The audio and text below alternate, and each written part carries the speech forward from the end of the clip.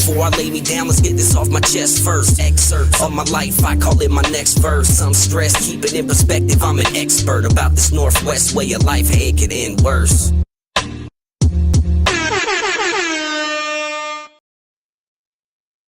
Welcome in, everybody. This is episode number 17 of UpLeft State of Mind, the podcast where it's okay to not be okay. Once again, I got volume happening somewhere. I try to keep my chat screen up, but I don't need the volume on it. This is the show that unpacks the pressure, the pain, and the process. From mental health struggles to finding your identity, the healing process, and even ways that we can grow as individuals. There's no filters, there's no fluff, just raw conversations with people who are learning how to hold everything. I'm your host, Rizzle, and whether you're tuned in from somewhere inside the beautiful Pacific Northwest or anywhere else, this is your safe space. It's a place to breathe. It's a place to remember it's okay to not be okay. A little housekeeping before we get into the episode. As usual, today's episode is brought to you by, you guessed it, Seamless Electrical Solutions. Whether it's wiring, repairs, or full electrical work, Seamless has you covered with quality done right. As a master electrician in Massachusetts, they're committed to keeping your home and business running strong. We are honored to partner with a company that values community and believes in supporting open conversations about mental health. Learn more at seamlesselectricalsolutions.com. Let's get into it. So, first off, I do a self-check. Every episode I do a self-check. If you haven't watched the podcast yet, if you're new here, that's kind of what I do every episode. And it just it kind of encourages people to do the same, check in on themselves every once in a while, and just make sure that you're aware of how you're running. Because sometimes when we're running a little hot or a little, whatever, it's good to just check in every once in a while with yourself. So everything it's going okay. I'm kind of stressed out about work because we're coming into a pretty busy time of the year, and we are definitely low on staff. I don't like to get into work stuff too much, but yes, that's an issue. And so I'm stressed out about that. We got leave season coming up. It's the busiest time of the year, and we're just going to try to get through it. So that's looming. It's kind of stressful, but we're just working long days and getting it done. And I'm feeling old. I'm feeling it. I'm sore. I'm hurting, but we're just pushing through. Yeah, other than that, it's good news, good stuff all around as far as music goes.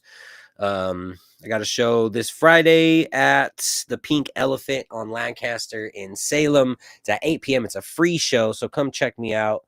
Opening up for the Chicharrones. If you guys do not know about the Chicharrones from Portland, check them out. It's going to be a great time. That is a 21 and over show, so come have some fun, have some drinks, do whatever you do, and yeah, see you Friday. I have some other big news, but we are going to leave that for the next episode. So without further ado, let me bring on my guest. Hopefully the sound is going to be good. We've had some issues in the past, but we're figuring it out. I'm actually going to mute my mic here for a second and listen on, just see how I'm sounding.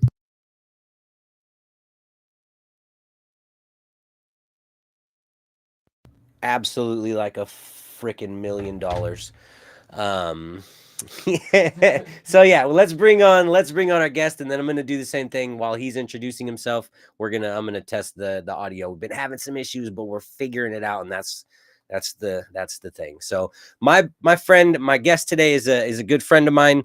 I've known him for a couple years now. I work with him, and he's just a good dude all around. Nice, caring individual, and I feel like we have a lot in common as far as mental health goes, and kind of what we're going through and what we've been through. And so, yeah, I'd like to bring him on, and we're gonna have a conversation about my mental health, his mental health, and just kind of everything like that. So I would like to bring on Austin Carl.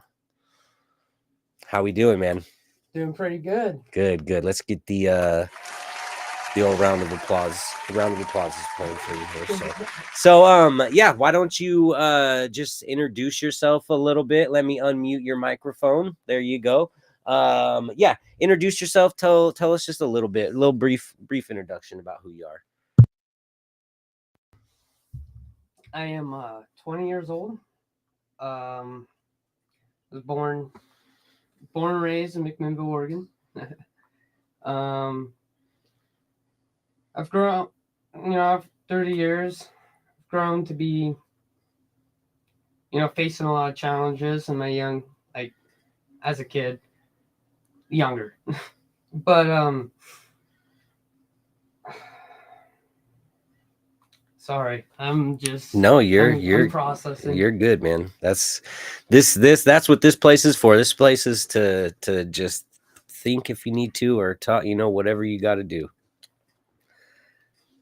I'm gonna check. Yeah, I'm just born and raised in McMinnville, Oregon. Okay, we're good to go. We're good to go on the audio front, people. All right. So you've lived here your whole life? Yeah. Okay. Yeah. Cool. And what year did you graduate? I graduated in 2023. Okay, cool. So you're just a little guy. Yeah. Pretty much. Yeah. So I feel like we kind of have a lot in common as far as some of the things that we've gone through mental health wise. I know that you're kind of just getting hit with all this stuff, and kind of figuring it out, and I feel like I've gone through a lot of the things that you are currently going through, and that's kind of why I looked forward to this conversation, just to kind of like hear what you're going through, but also to show you that it is possible to get out the other side. You know what I mean? So let's just start with like basic, what's kind of your history with mental health? Well, it started about, I think it started around like 4th grade. Like I was just angry. Like an angry kid, like, to be honest. Like and I had really bad ADHD, so like I could not sit still. And it was an issue with me, like through all my going through elementary, even in middle school. Like I just could not sit still. I don't know why, but with my anger and like me being more upset, I don't know what caused me to get so angry. It might have been family issues, for sure. I really want to say that was like about 4th grade, so that was probably like the start of like me, like we went to the doctors, got me diagnosed with depression. Okay. And extreme, or like very high ADHD. Yeah. And I gotta get the mood going. I'm slacking on my stuff, man. It's been a rush of a evening. So yeah, 4th grade, man, is when you kind of first got introduced to like, hey, there's something going on in here. Yeah. So what did they do for a 4th grader with depression? My mom was very upset. I mean, to this day, she, like, we don't, my medicine trust for the medicine, like, I kind of have not a great trust with it because of this 4th grade experience. They put me on Prozac. And 4th grade is what, 9 years old? Yeah, I'm pretty sure. 9 years old. Okay. Yeah. And I was on, and I think from ADHD, I was on a medicine too. Okay. And so, I had 2 medicines going, and Prozac really didn't help it. I was acting strange. My mom didn't like it. Like, at one point, I watched the movie Castaway. I really love that movie as a kid, dude. It's a good movie. Wilson, and as a kid with all these medicines going, I started talking to like these pumpkins my mom would put out, and like actually try like having a conversation. Yeah. It scared the crap out of my mom. Yeah, well, because you're seeing this that's what he's doing on the movie, and so you're like, yeah. Yeah, dude. like I remember that. Yeah. And, like that's a key. Like just sitting here thinking for a minute, like I remember that. Like wow. And she immediately got me off it. We stopped. You know? I mean, we continued with the ADHD because, to be honest, that medicine, it did help me in the long run because, like, I can sit still now. Like, I can control my ADHD. I mean, I even have a book that talks about how ADHD is like, it's like a hidden superpower. You know what I'm saying? But I got that from my aunt. Thank you. But yeah. But back to the, you know, once I got off that medicine, it kind of mellowed out. Like I stopped being so depressed. You know, I was living it again as a kid. Like middle school was good. My education stepped up. Like I didn't have no anger problems. Like I can control myself. Yeah. I didn't get in no trouble in middle school. Like I was a good kid and had good grades. I passed, and it was kind of a change, you know. And I love that. Like thinking about it, I still to this day, a lot of kids like I don't like middle school, blah blah blah. I enjoyed it because it felt like from my elementary experience, I was on the rise. Like, it just felt good. It was different. It was a good experience. You were And I remember, like after that, like once high school hit, like it was like. Well, in middle school, there was like probably a couple months I was probably depressed because my great uncle Fred passed away, and I was starting to hang out. He's my grandpa's brother on my dad's side. Yeah. And we started going fishing and hanging out. He was becoming part of my life, and it was pretty cool. That's tough. I'm sorry to hear that, man. I visited him last week with my grandpa. Actually, nice. It was a great experience. Yeah. We saw his whole family, like. His mom and dad, like it was a good bonding experience. Cool. He's like my best friend. Yeah. Papa Jim. That's my guy. And I remember so when he passed, my depression came back, but it was like, you know, just grief, I guess, and I was just sad. I knew it happened. I knew the cancer came back, and he couldn't fight it again, and so it was sad. But you know, I know that's part of life. It's a process. Yeah. And after that, you know, then high school happened. And my 9th grade experience is weird because of COVID. I was half. Yeah. I can't even imagine going to school with COVID happening, you know. It was a pretty it was a strange experience. So you graduated, when did you say 23? Yeah. So COVID happened your sophomore year or your freshman year? No, it happened end of my freshman year into the second semester. It was almost spring break. And COVID because 1920 and then 2021, 21, 22. Okay, yeah. Yep, I was one off. Okay. And because March of like 20 is when everything just shut down. Yep. You see, that's why it's strange, because my whole sophomore year was online. Towards the end of the semester, we started going in person, but full on like mass, like dude. It was intense. So what does that sort of thing do for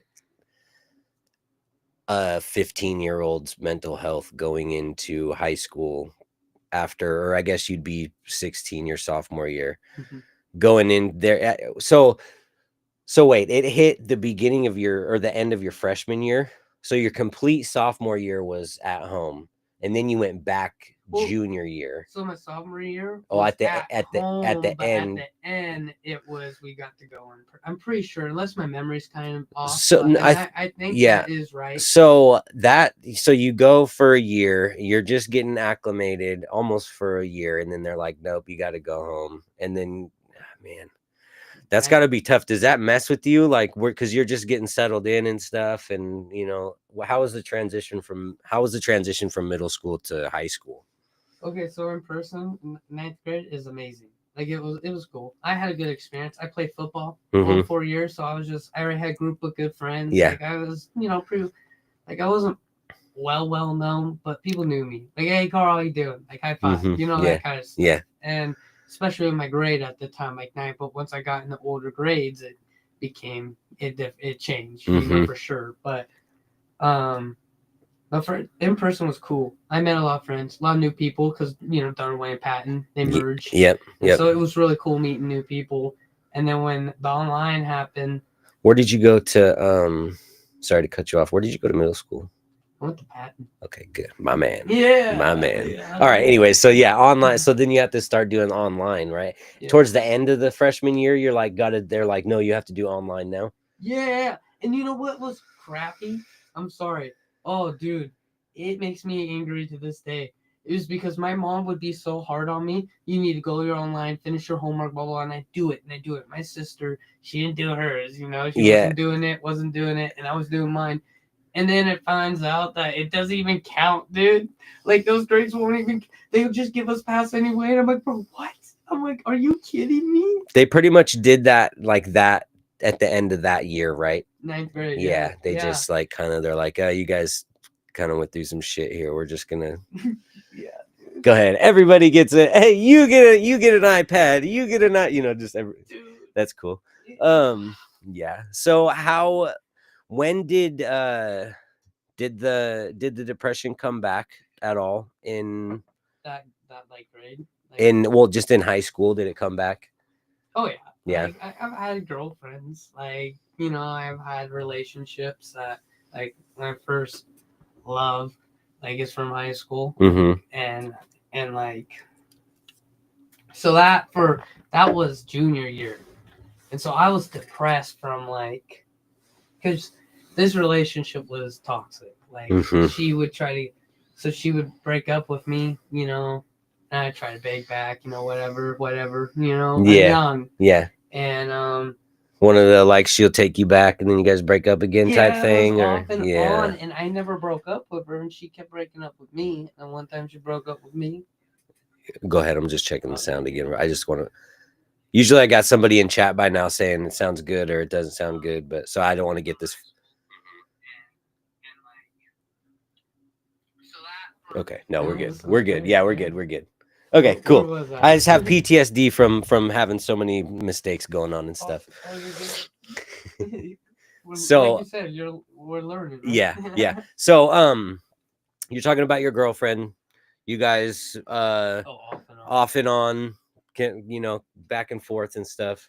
Yeah, and we broke up for the last time. It was intense, but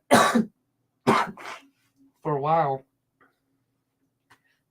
after that, I started hanging out with more of my bros from football, and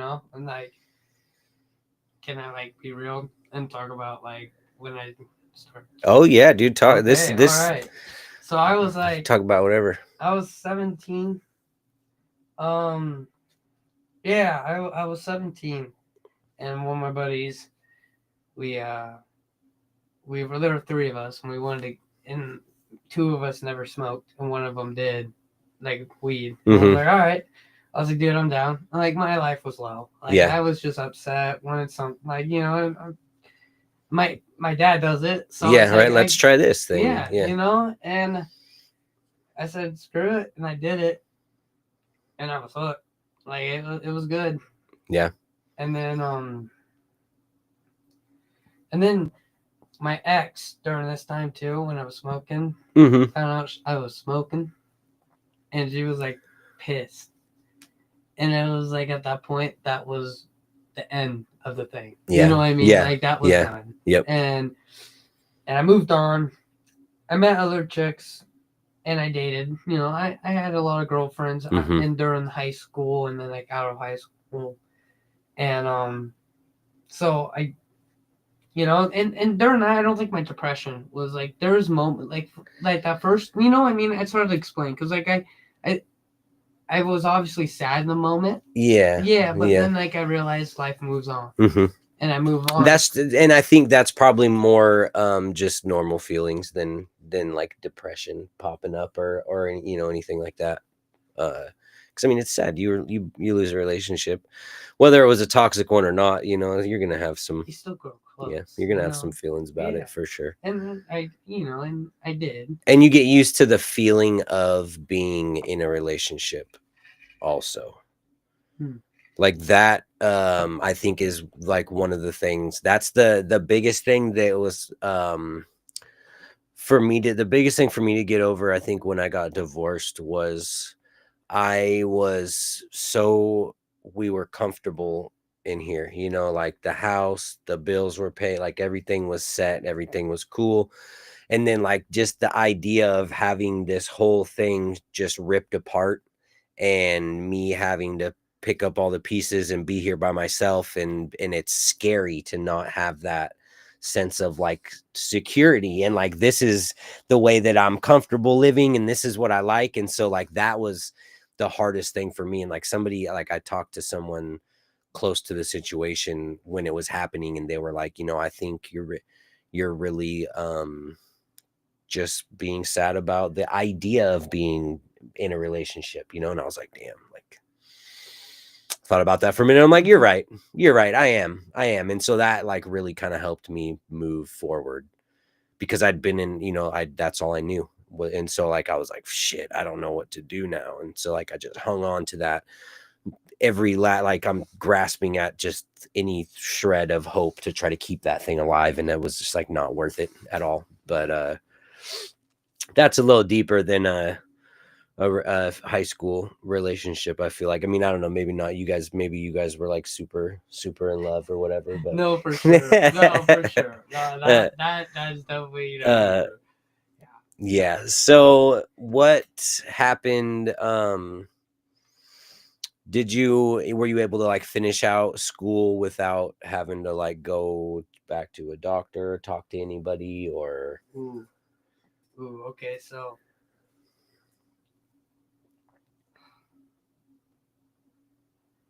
the first girlfriend was in, I just want to clear this up. I was thinking about it. It was junior year. Okay. Started junior year, and I think it ended after like it ended in like April of that year, my junior year. And I'm sorry, I just had to tie that in because what was the question before? I'm sorry, because I gotta tie in so we were talking about if I asked you if you were able to make it through high school without having to like go back to talk to a doctor again or something. Just kind of wondering how that, because like middle school you were good, but then you're kind of like high school, and then you go through this COVID shit, and then you got the relationship problems, and so like what's that doing to you? So the end of my junior year, like towards the second semester, I stopped showing up to school. I was skipping. I like didn't care. Like I don't like, my mom would call the school in for me, just to excuse me, so I wasn't skipping. Like when I wanted to stay home, you know, instead of missing a whole day of school, she would say I'm sick. Yeah. But like I think during that I was struggling through depression. This was after that breakup with that first girlfriend. I had to tie that in. Yeah. Then the smoking comes on later, but I hit a really dark spot in there. And so I started going to like a counselor in the school. Or like I had support because I was on an IEP too. And so I would talk and just rant life to like this other lady. I forget her name, but she helped me a lot in moments, intense moments. Like if I needed to walk in class, I could just walk and go and talk to her for a minute, because I get so worked up or something. I mean, during junior year was rough for me. Like it was because of that relationship. It messed up what I had going into it, because I met her in like end of football season. So I had a beginning of junior year and it was going well. Like to be honest, like I started on varsity, dude. Like my junior year, man. Even though I got benched towards the end, but hey, I got to play. And so, but once I met her, it just went down. And then I hit that school spiral where, you know, for middle school, I was doing great. And like ninth grade, I did great too, you know, even though I had like only a semester of my ninth grade. It was sad because it seemed like in the moment, like I didn't care, right? But And thinking about it, it's like, man, I worked hard to get where I was in middle school. Yeah. In 9th grade, I was doing great. I had a good path. And then I'm letting this chick ruin me. And I'm like, I just sat there. And so I don't know. I forget what happened, but they got me in the cook program.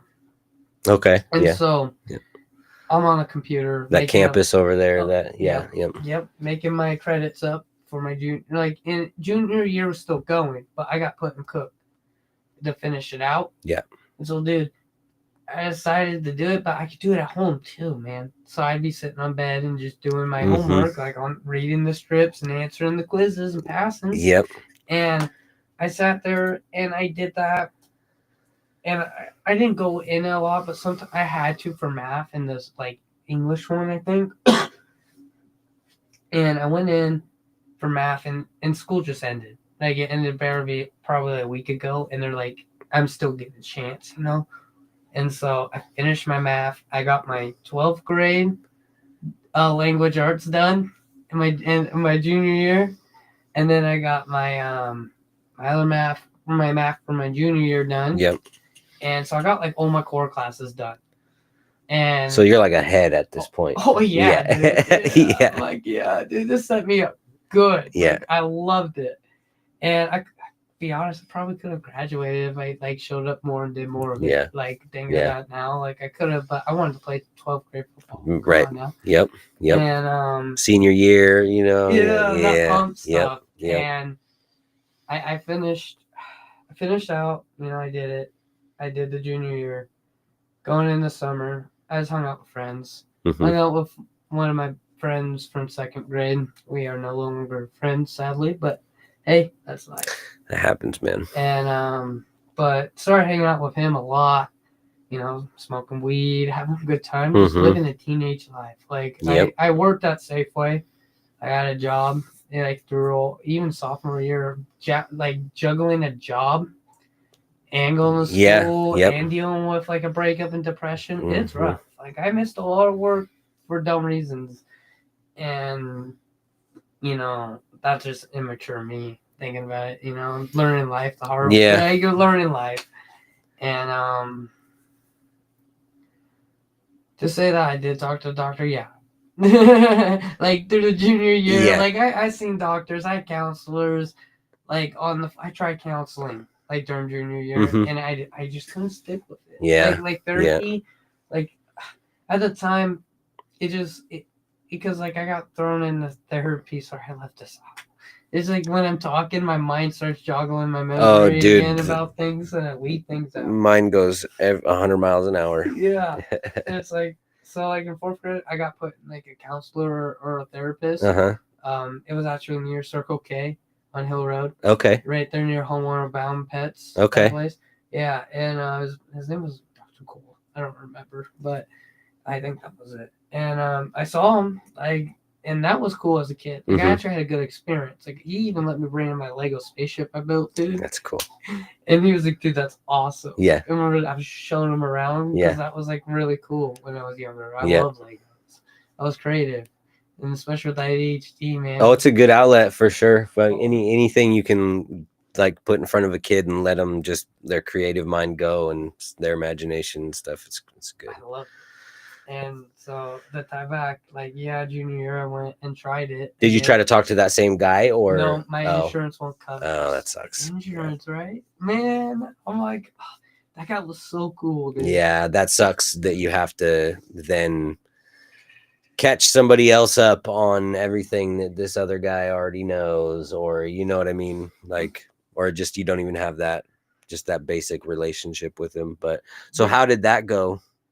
Like in looking for one on like online and stuff. Yeah, that's how you did it. Yeah, you just trying to find one on FaceTime. Like it was FaceTime with these providers, you know, and it was just like, or not providers, but you know, just these therapists. Because it's still I mean, it's not COVID, but it's still like we're still masking up. And is that at that point junior year? We're still masking up, and it was mixed. So in the hospital, you still had to wear your mask. Yeah. Like for even going to the doctor's offices, you know. But they still got the little 6 foot like squares in Yeah. the stores and shit. First, when you standing in line, you gotta. Yeah, but then towards like even like with more like going to like, you know, having like talking to some other people or talking with my provider, the guy that's actual my doctor, you know, for my bones, my body, whatever. That's how he said it. But he even would talk to me during like this hard time. Yeah. Like he knew I was struggling during junior year, and he was cool to talk to. I liked him. I talked to another guy from a therapy that like same thing. Yeah. They like the provider I use. They just throw you in, and you get an appointment with one therapist, right? I tell my life story, and this happened junior year, and then that was it. By the time you're done talking, it's time to go, and like you're like, cool. Do I get any feedback or anything? Like you know. Like this guy, he was great. He was good. What he did, he actually talked to me. Good. Yeah, like that guy. He was great. Like they're good. They have conversations with you. The problem and that was junior year, and I stopped doing it. Like I had something else in my life that distracted me. Life got better all of a sudden. You know what I mean? Something happened. Yep. And I forgot about him. I didn't care. I didn't want to do it. And that was junior year. And summer junior year was great. And so, I'm. Thank you for bringing up that actually, because like that jogged my memory. Pretty good. So so you finish out high school. Man, yeah, my anxiety kind of started.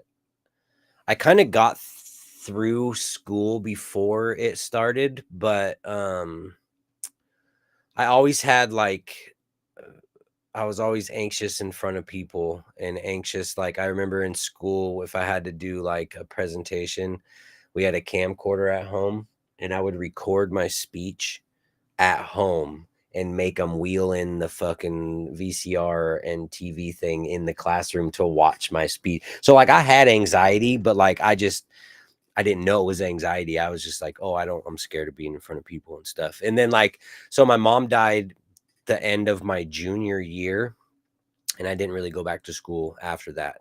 And I think that not grieving properly about that kind of led a little bit into my anxiety. But my anxiety really just kind of started when I was probably 21, and problems with in my relationship, stress, fighting all the time. I started getting chest pains and stuff, and I didn't know I was like, man, am I having a heart attack all the damn time? Like, what is going on?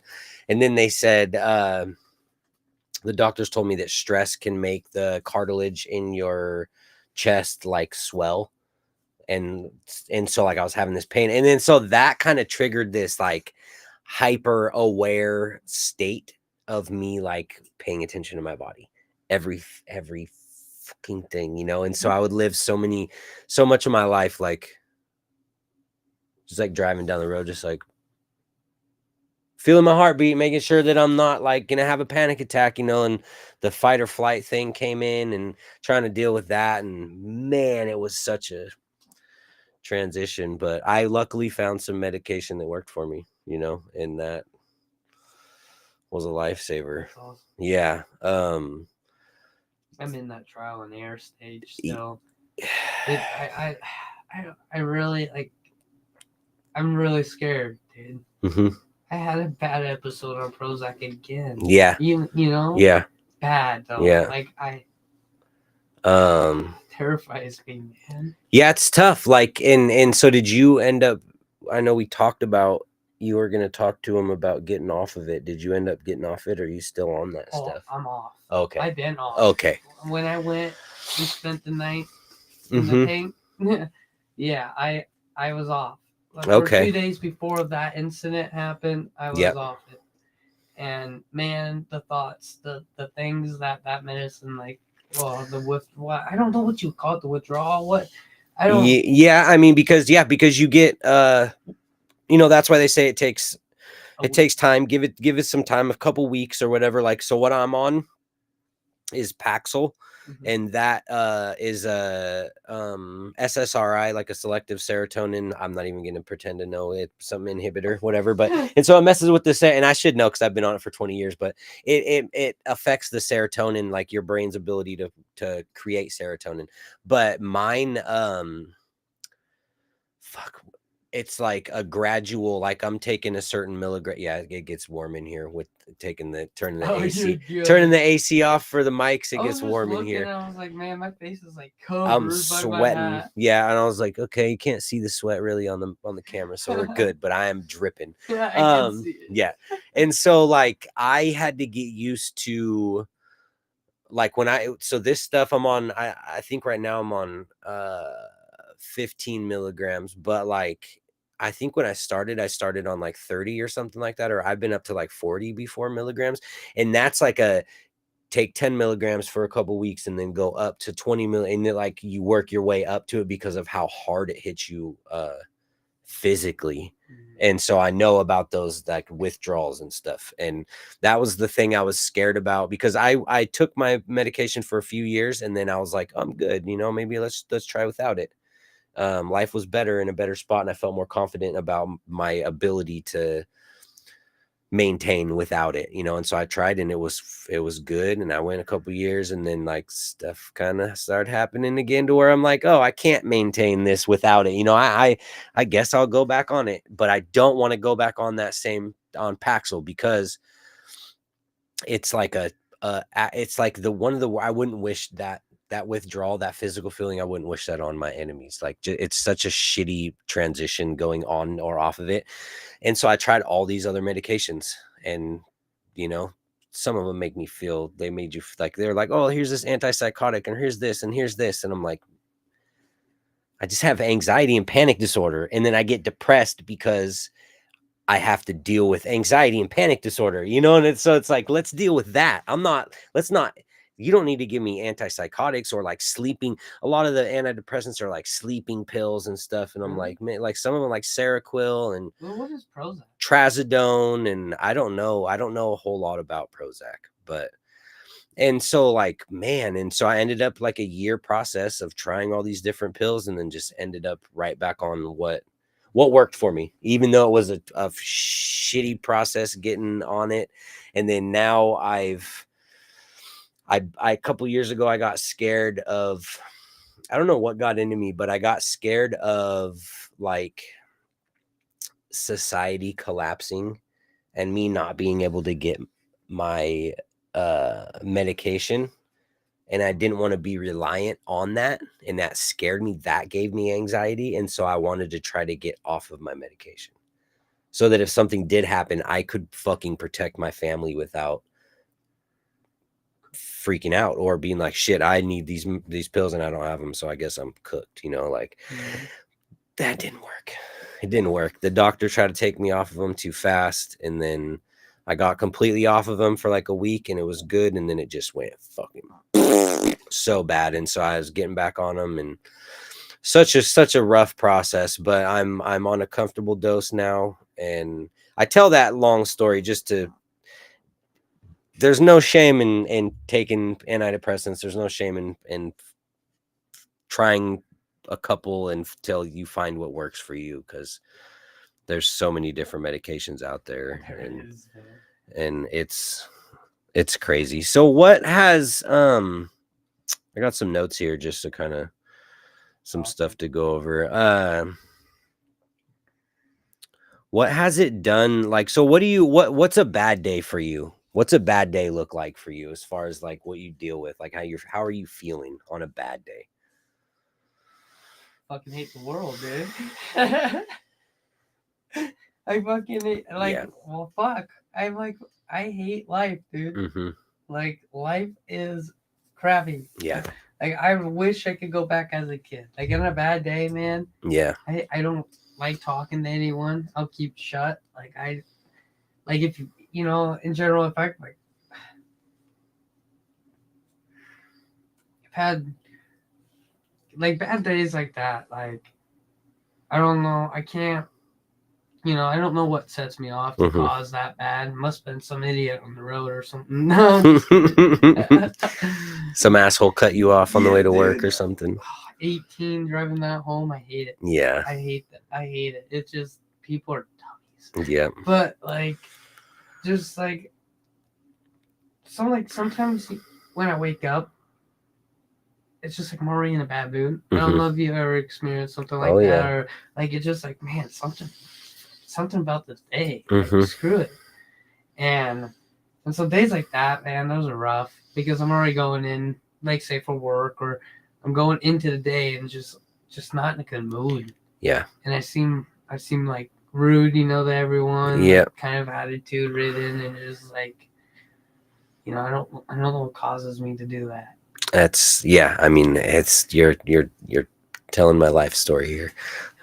Yeah, absolutely. Sometimes, and a lot of it for me, waking up in a bad mood is like I'll wake up and then instantly I'm thinking about not feeling good. Or something. Oh, 100%. Like I wake up and I'm like, am I gonna feel good today? And then I'm like, no, probably not. Cool. And then so it's just, and that sucks. And so a lot of that, the way that I combated that was taking a cold shower, and I don't know if we've talked about that before. I've talked about it with some of the guys at work, but I like cold showers though. Yeah. Dude. That's all I take when okay. I don't crank the heat up. I just crank it to. I like ice baths. I think it's very. Oh yeah, dude. I love cold exposure. I've had cold water from a waterfall dump onto my head, and it felt like the most amazing thing, dude. And it running down off my dude. It was just refreshing. Yep. And so I would use that in the morning. There was a big chunk of time where I struggled every morning. I struggled at night to fall asleep because I didn't feel good, and I struggled in the morning because I felt like shit. And so I'd do my regular shower thing, and then right at the end of the shower, turn that thing as cold as I could, and I would set a timer on my phone and put it up there on the little shelf in the shower and just try to make it as long as I could, and then turn it off and go about my day. And it just does something chemically inside to you, and it just makes you feel so good. And plus for me, and I've always talked about this aspect of it, I know at some point during the day I'm going to face something stupid, something that stresses me out, something tough, annoying, and so if I've already fucking stepped out of my comfort zone first thing in the morning intentionally, I hate to be cold, but I love what it does to me. And so if I can do that and put myself in that shitty situation first thing off the, right off the bat and conquer that, then I can leave the house knowing that I got the tools to I can take any cold shower today. You know what I mean? I'll conquer anything. And so yeah, dude, cold showers are, I'll preach that for forever. Oh yeah. Yeah. It's important to try to find silver lining and stuff too. What do you do to get out of that? Those shitty days, that bad day. You just gotta wait for the next day, man. Or rock music, dude. Okay.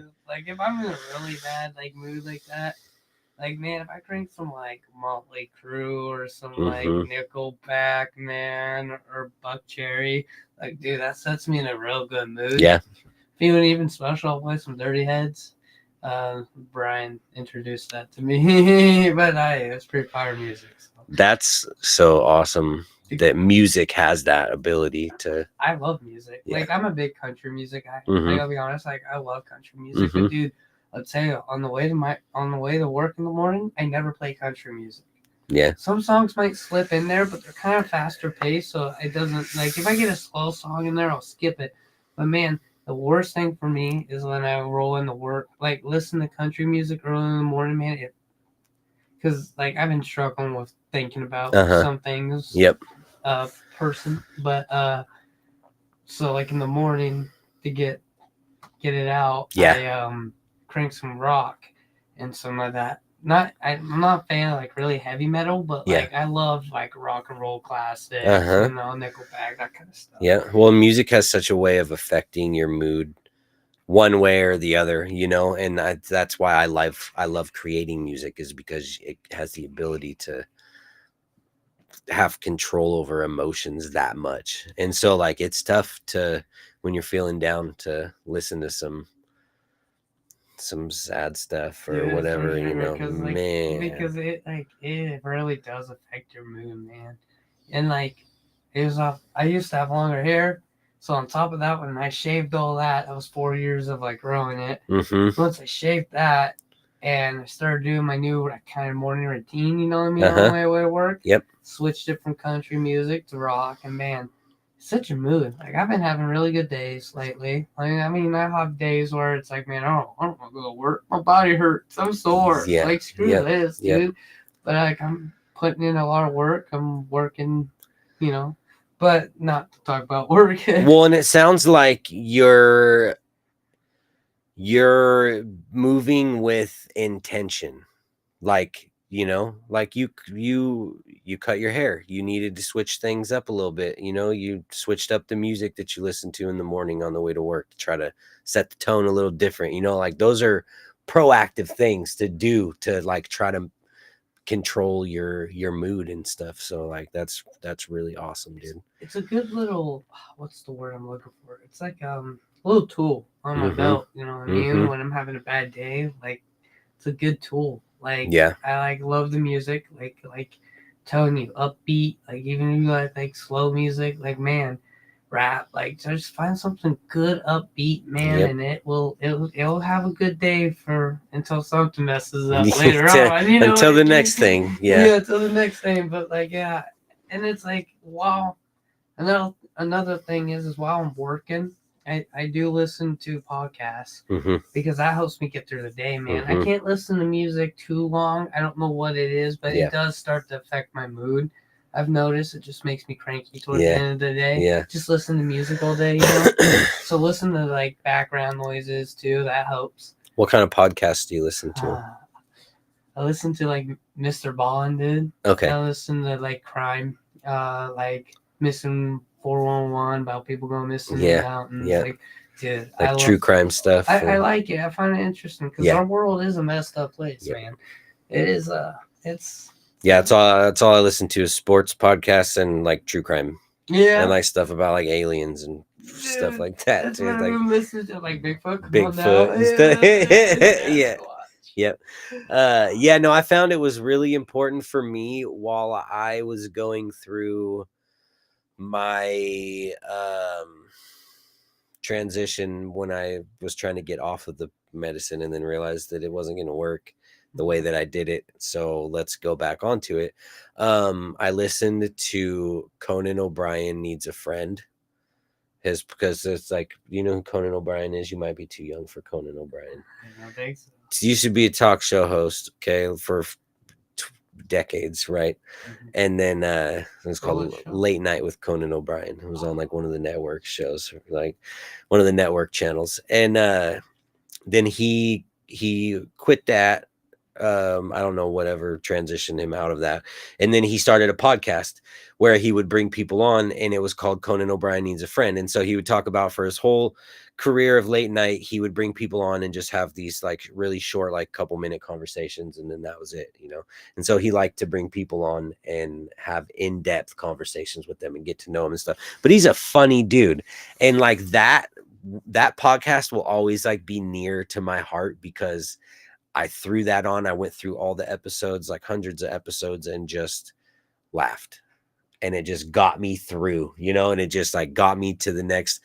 I was like, when it's bad for me, I have to live, like people say, take it day by day. And it's like, even like hour by hour, I'll take it minute by minute sometimes, you know? And so like, that is real. That's one of the things that was huge for me, was I found a podcast that made me laugh and would, keep me just focused on not focusing on the shit, you know? And so like that was huge for me.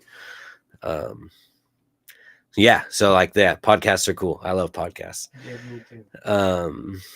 Do you have any other tools that you use? Like, I don't know, people write, people draw, people color, people play an instrument, like people break shit. I don't know. Like, you know. Yeah. Man, that's a hard one.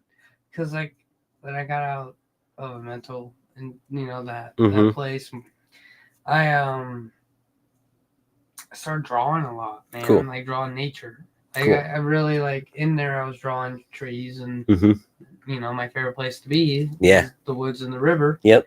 And ever since, like, I haven't drawn much. Like probably a couple trees, but I just haven't felt the need to. If that Yeah. makes sense. You know what I mean? I haven't felt like that need to just sit down and just go at it. But it's there for you if you do And I need know it. Yep. Yeah, and I know I Yep. love that method. That's why, like, if I ever get the moment where I need to, I know Mhm. I am going to.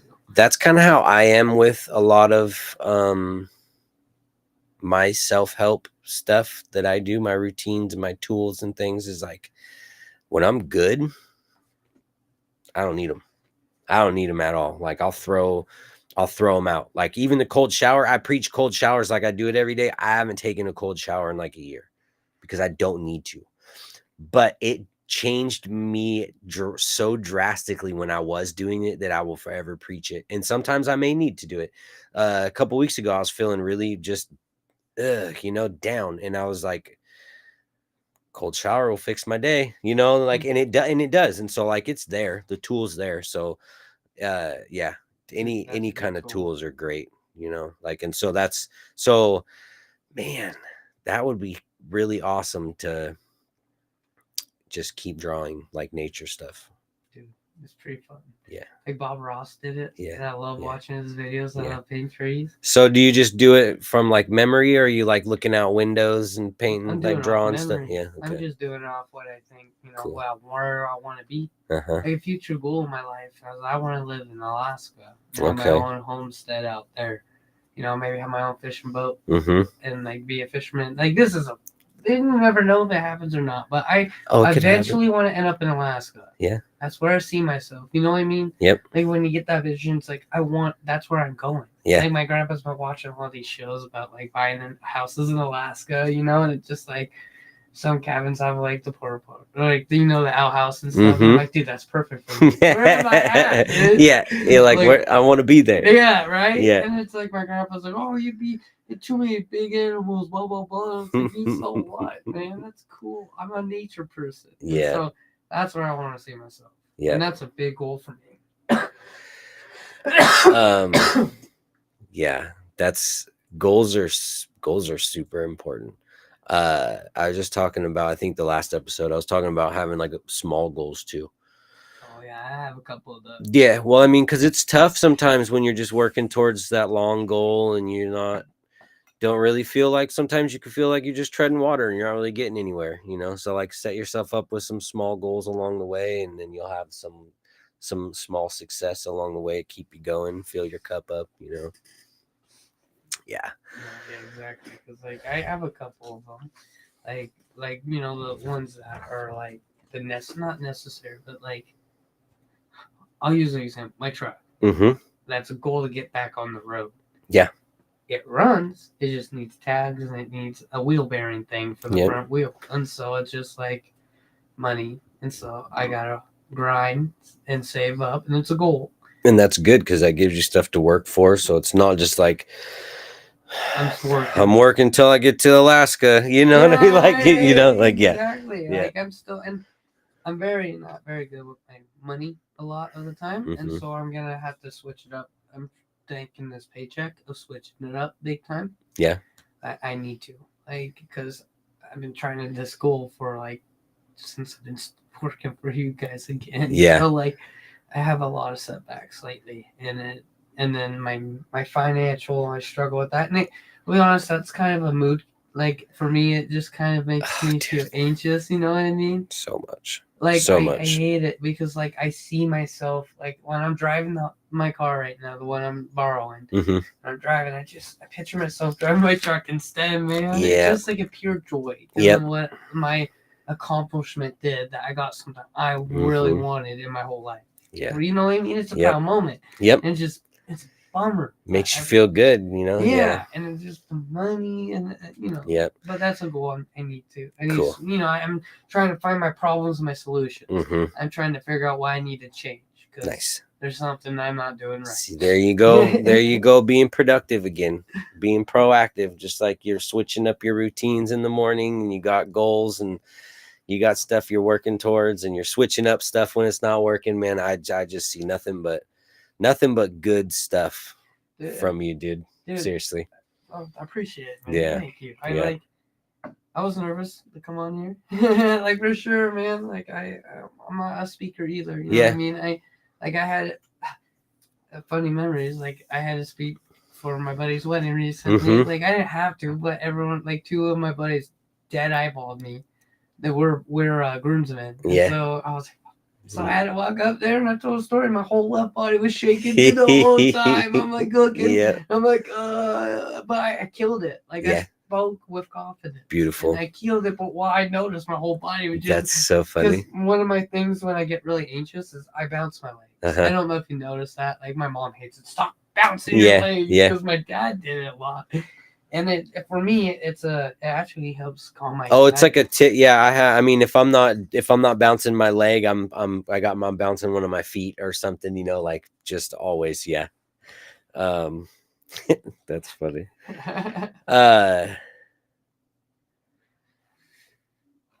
had something I was gonna say, and I forgot. Oh no! It's the first time that's happened. It's the first time that's happened on the show where I couldn't find it again. Cool. Totally lost it. I had it, and then I was like, cool. As soon as he gets done, I'm like, bam. You know, nope. Oh. So we were talking about the wedding. You spoke proactive stuff.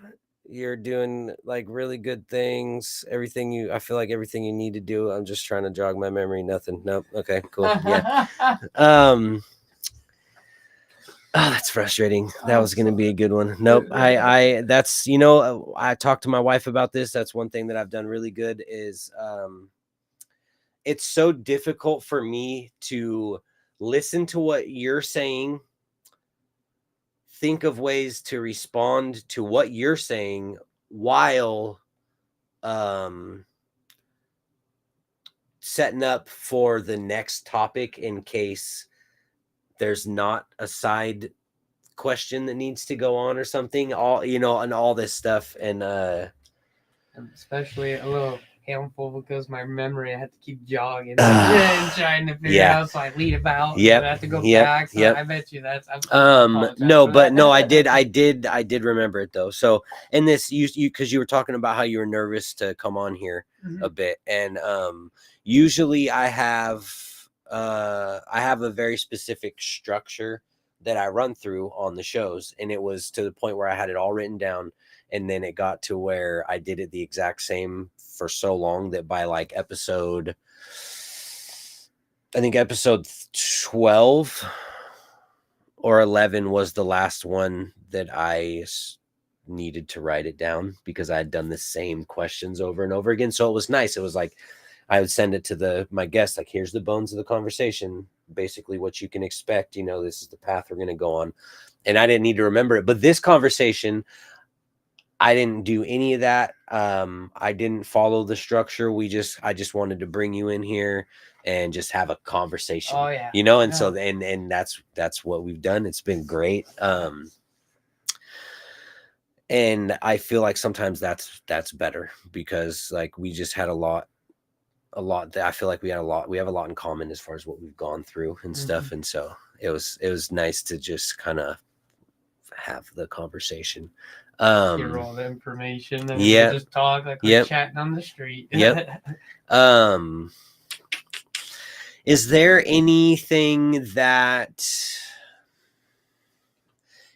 a way that this anxiety, depression, whatever it is there a way that that's affected you in some positive way, looking at it in some weird, because like for me, I feel like it made me make better music because I had more, that was my outlet. That was where I felt like I could be vulnerable, and it would allow me to be vulnerable without me still being vulnerable here, you know. And so like I used it to grow as an artist. Like, is there something that and that took me a long time. So maybe they'll be like, no, bro, there's nothing. This shit sucks. Like, I don't have a positive thing to come out of, you know, like, you know, I don't know. So like, is there something that you've gained out of it yet? I mean, for sure, dude. Yeah. Like, dude, no, for sure. I'm glad you asked that, actually, dude. Like I said, like right now works. Okay, so it goes me. Oh shoot, it goes my dog. You know, I love my dog. Like, he's my best friend. Yep. Like, that dude is my man. I Yep. love how happy he gets every time I get home, dude. And oh, dude, and they're just waiting for you to get home every time. It's like, so quick side story. I got home today, shitty day, long day. I'm tired. I come home, my 3 dogs are there, and I lay down on the ground and just let them maul me. Well, it was usually just 2 dogs. Well, now we have a new puppy. He's like 4 months old. And I'm an idiot because we haven't got him fixed yet. And so what does he do? We're laying, and then he comes from behind. Bam! Right on top of my head. Clanks my teeth together. That's fine. And then my side starts getting warm. And I'm like, what is happening? And this guy is peeing all over me, dude. And so, yeah, having the dog is great. No, but when you get home, man, they're so excited. But this little thing is peeing all over the place. The 7 Sacraments of Health says hello in the chat. Thank you for tuning in. I hope you're having a good evening. Thank you for being here. Make sure to hit that sub button if you want some more episodes. So anyways, when you get home, you love that your dog is so excited. Yeah, man. Just give me hugs. Like, he'll jump on the bed, they get up to my level, puts his paws on my shoulder, and just kisses me. And it's like, all right, you know, it gets a little too much sometimes. I'm like, dude, I'm home. Yeah. Chill. Yeah. Like, yeah. And like, he's my, you know, and a lot of people say dogs take on like their owner's like personality type deal or whatever. I've heard that a couple times. Man, I think that dog's got my personality. Oh, they do. They do big time. Dude, that thing's lazy like me sometimes. But the other one, I pulled you, man. I lost what I was gonna say about the other one.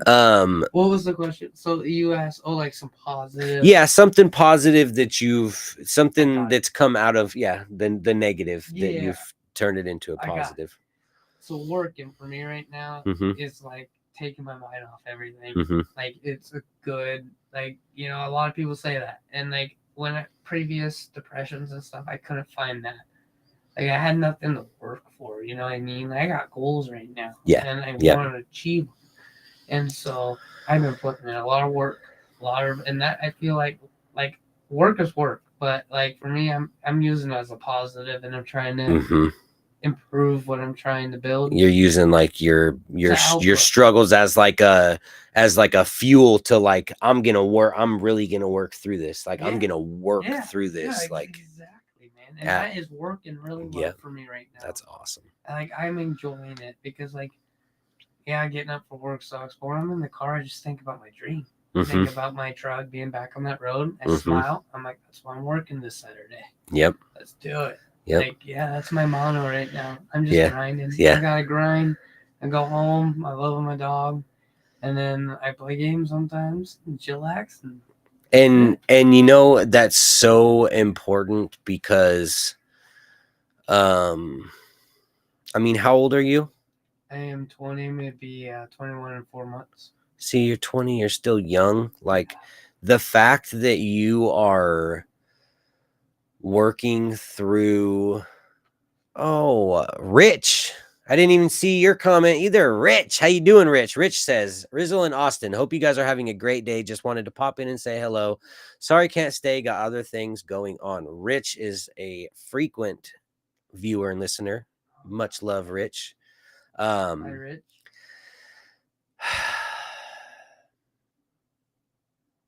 What was I saying?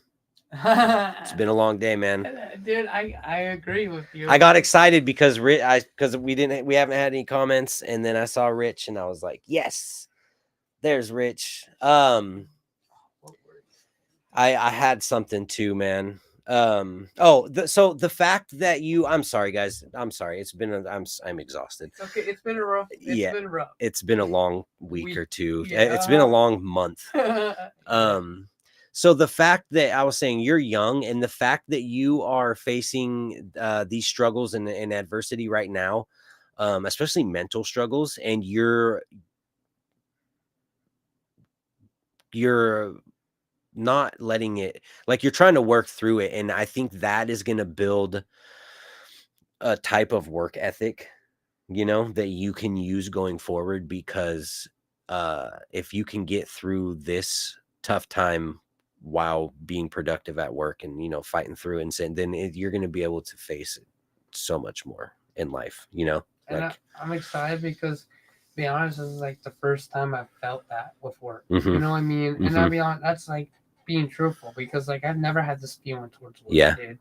I never wanted. I was the guy that would say no to a weekend. You know what I mean? I like didn't want to, but like somehow something, like I'm using this, like what I just went through, the big bad breakup, whatever, the whole mess, the whole shebang. Yep. It like pushed me to change, my hair, everything. Not pushed me, but like I made that change. Yep. And I made a change in my routine, and now I'm making a change in my work ethic. I'm at working hard. It is me time, man. For a bit, you know, like dude, I gotta get my truck back on the road, man. I gotta let this brain, and so I'm just happy where I am right now, dude. It's been a rough couple months for me. Like 4 months, 5 months. I don't even know. I lost track of the months. Yeah. But it's been rough. And September's been a really good month for me. Like, I've been, just doing me, bro. Yeah. Well, we started off with the rafting trip. Oh, dude, that was awesome. Yeah. That was fire. Yeah. I had a good trip. Yeah. 7 Sacraments of Health says 20 is very young. Yes, it is. Yes, it is. That's what I was saying. Like, he's still, the work that he's putting in now is going to be ingrained into him still, and getting through, like, facing these struggles and the things that you're building right now is going to stick with you. That's awesome, man. I'm glad to hear that you're doing well. Just want my own place again soon. That's gonna be my next goal after my truck. Man. Yeah. I miss living by myself. Yeah. Well, I'm pulling for you, and I'm always here. I'm always in your corner. Appreciate it. Is there, I like to ask all my guests what they advocate for. I like to advocate for mental health, obviously. Do a mental health podcast. What do you advocate for? What does Austin Carl advocate for? Wow, that's interesting. I haven't been asked that before. Yeah, that's what I like about doing what I do, is I get to ask. Dude. I get to ask all the questions that people don't. Could it be like anything? Yeah, like, what do you, like, what do you want? What do you want? What do you want to change? What change do you want to see in the world? Think about that for 1 second. The 7 Sacraments of Health says, tell me about your channel. Well, this is a mental health based podcast, and my job is to bring on people of all walks of life and pick their brain about what they've been through mentally, some of the challenges that they've faced. And my goal is to provide conversations that will give people tools to help them when they face something similar, or, if they're going through something that one of my guests has been through, then we've got the tools for it. And so that's all this channel is. It's just advocating for mental health, and to basically tell people that it's okay to not be okay, in a nutshell. Yeah. So yeah, what kind of change would you like to see in the world? This one just keeps circling in my mind, but I just think more kindness. Mm-hmm. Oh, more kindness in this world, for sure. God, that's what I advocate for. That's what I would say. More kindness. I love that. Yeah. Sweet and simple, man. Yeah. Like, come on. I feel like people, they feel like kindness like takes so much effort, or like the default is to be a dick or to be negative, you know, and then anything past that is extra. And if you don't know me personally, like I don't owe you that extra. And it's like, dude, that's not how the world works, man. Like our baseline should be kindness, you know. Kindness, man. And then that we act accordingly. If someone acts a certain way towards me that's not kind, I may reciprocate, you know, judging on the situation. Like, but kindness, yeah, should be the baseline for sure. No, it is, you know, kindness. Yeah. That's what we need. Well, before we get you out of here, is there anything else you want to leave with the people? A message other than kindness or anything else? It's like if you guys are in like if you guys are like in a rough spot, you know, remember what he says. It's okay not to be okay, but like you're strong, you know, use some tools, try to figure it out. You got it, you know. I think that's something I wanted to say. Awesome. For sure. Awesome. Yep. Well, it was a pleasure having you over here, man. It was great to be on here. Yeah, thank you. I was nervous, but man, thank you. Yeah, of course. That was awesome. Thanks for being willing, being vulnerable. I know it's tough. It's tough to have someone asking you questions, you know, in front of people that you've never you never answered a lot of these questions before, you know, like you never thought about that stuff. And so I really appreciate all my guests who come on and are willing to open up and be vulnerable, because we're just trying to set the bar, you know. For sure, man. Yeah. Like and you know, stuff is still raw, but other than that, like, you know, it's nothing but heal, nothing but up. You gotta take a day, whatever that saying is that I hear 100 times by my mom. Yep. But yeah, I'm glad where I am. Yeah, cool. I'm happy, man. I'm happy for you. All right, so let's see here. Our next episode is, I didn't update my whiteboard. My next episode is this Saturday. It's the 27th at 2 p.m. We're going to be live. I'm kind of actually nervous about this episode. We have from YouTube and Spotify and wherever else you get podcasts, Pete from Pete versus Anxiety. I don't know if anybody is in the mental health podcast space and they have listened to Pete versus Anxiety. This guy puts in work. This guy does. He's been podcasting for a year and he has hundreds and hundreds and hundreds. This guy uploads like 4 podcasts a day. I don't know. He is crazy. Oh, yeah. This guy, you know, he puts in work for the mental health space for sure. And so we're having him on 2 p.m. It's going to be an amazing episode. So come check that out. That's on Saturday.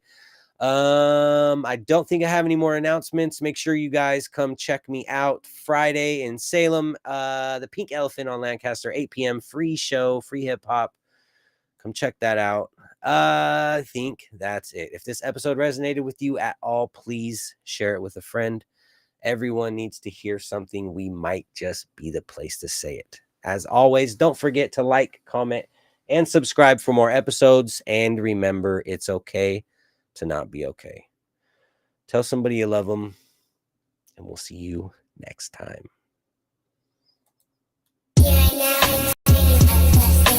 But before I lay me down, let's get this off my chest first. Excerpt of my life, I call it my next verse. I'm stressed, keep it in perspective, I'm an expert about this Northwest way of life, hey, it could end worse.